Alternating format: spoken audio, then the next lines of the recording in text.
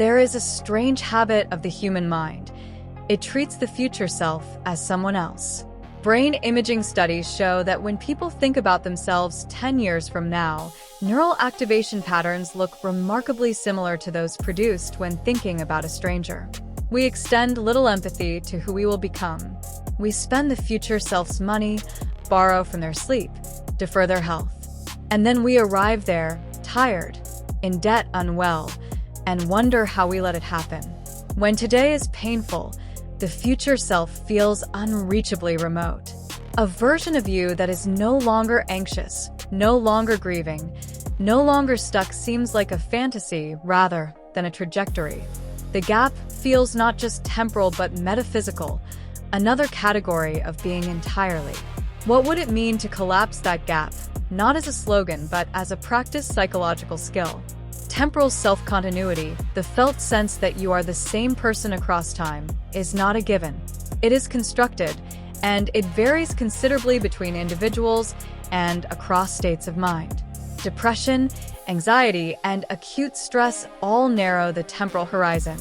When you are suffering, the present expands to fill everything. Tomorrow becomes conceptually thin.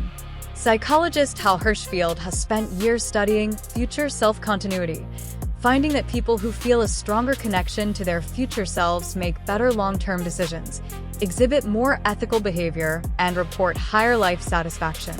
When the future self feels real and felt rather than abstract and remote, present behavior shifts in its direction. Every memory you have is a message your past self sent forward. Every decision you make today is a message sent ahead. The question is whether you are sending those messages consciously, with care, or by default, through neglect and avoidance. The future self is not a fixed point waiting passively to receive you. It is a possibility space, multiple, branching, genuinely open. And the person you become is shaped by how clearly, how vividly, and how compassionately you can imagine them now. When the values, behaviors, and intentions of your present self align with those of a future self you can genuinely envision, there is something like coherence, a felt sense that your actions today are already expressions of who you are becoming, rather than preparation for a stranger. This is what it means to establish resonance across time, not a mystical transmission, but a conscious alignment of intention with trajectory. Quantum physics offers a useful analogy here. In quantum tunneling, a particle passes through a barrier it classically shouldn't be able to cross. Its future state influences the probability of its present one. Applied as metaphor, clarity from your future self can leak backward through the barriers of present confusion, fear, and suffering, making available a perspective that the present moment alone cannot generate. You are not waiting to become wiser.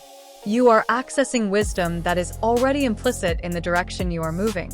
Rather than asking, "What should I do?" a question that often amplifies anxiety, ask, "What would the version of me who has already navigated this do?" This shift moves decision-making from scarcity to recognition. Future self-journaling operationalizes this, writing from a future self back to the present, offering perspective that the present self cannot yet access but can receive. The information isn't literally traveling backward through time.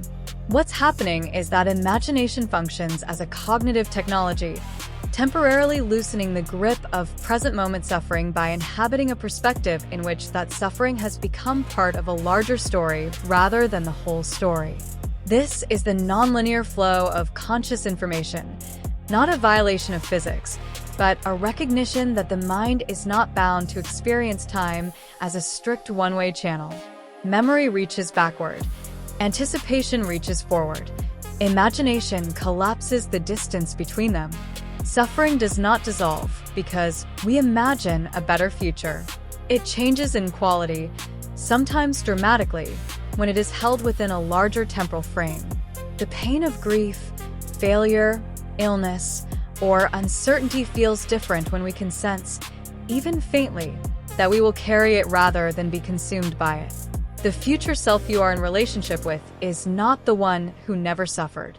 It is the one who suffered and remained, or became, themselves.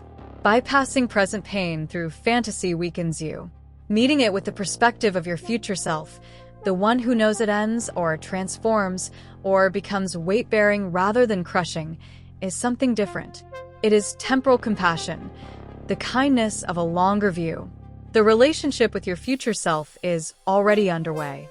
The only question is whether it is one you are tending or one you are leaving to chance.